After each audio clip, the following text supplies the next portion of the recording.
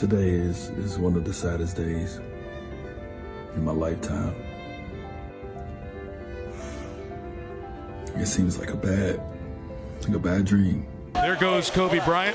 There goes basketball greatness. I'm happy to be in any conversation with Kobe being Bryant. It's not basketball without Kobe. And we did it the right way. What can I say? Mamba out.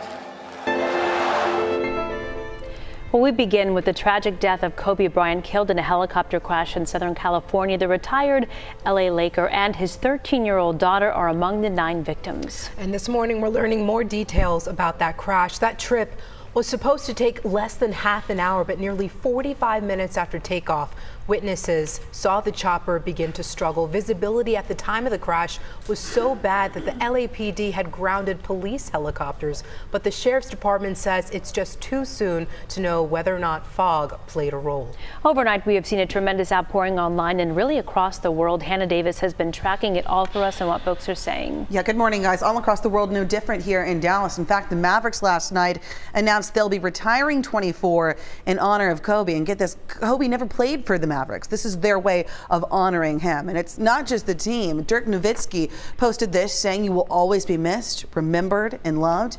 And the next generation of basketball honoring one of the biggest greats, Kobe. Luka posting this photo of the two of them, quickly followed by the next photo. This is Luka and Kobe's daughter, and the daughter who tragically passed away. We've been seeing this outpouring all over, and video from the game that the two met, Luka and the daughter here. This was at the Staples Center. Kobe proudly walking his daughter into the Staples Center before the Lakers played the Mavs.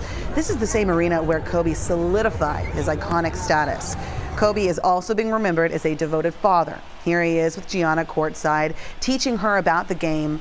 You know, our thoughts go out to his wife, Vanessa, and their 3 daughters. And Kobe talked about the different personalities of all his girls with Jimmy Kimmel a while back. Take a listen to this. You know, I always say, if you look at the eldest daughter, she's always like the calm, responsible, thoughtful one, you know? And then the second sister is like a tornado. You know, like Elsa and Anna, you know what I mean? It's like, you know, yeah, she can freeze the city and all that, but, you know, she's responsible about it. And then there's Anna who just jumps off of cliffs, you know, all this kind of stuff.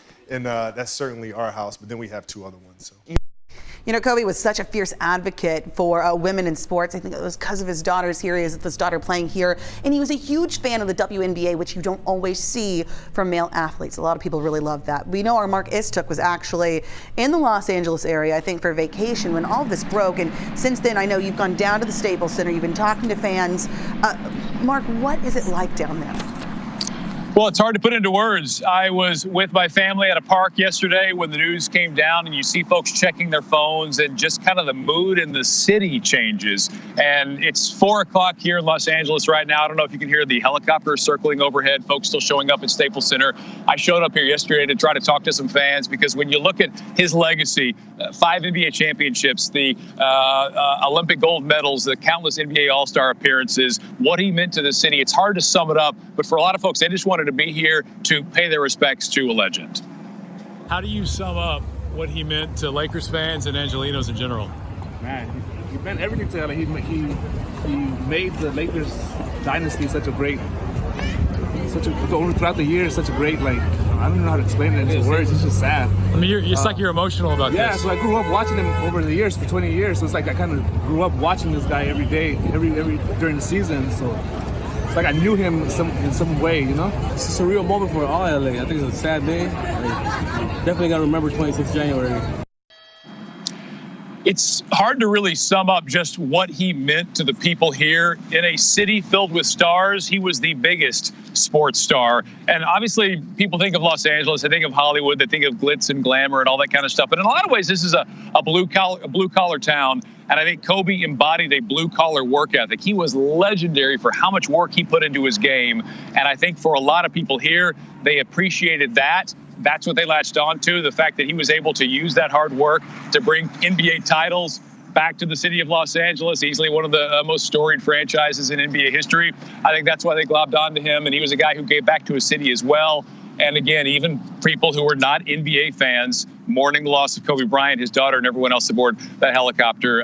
The city is a place that is very special to me. It's not a very fun place to be right now, though, in the midst of all this. Send it back to you guys in the studio. Thank you so much, Mark. You know, I liked what he said about in a city full of stars, this was a star.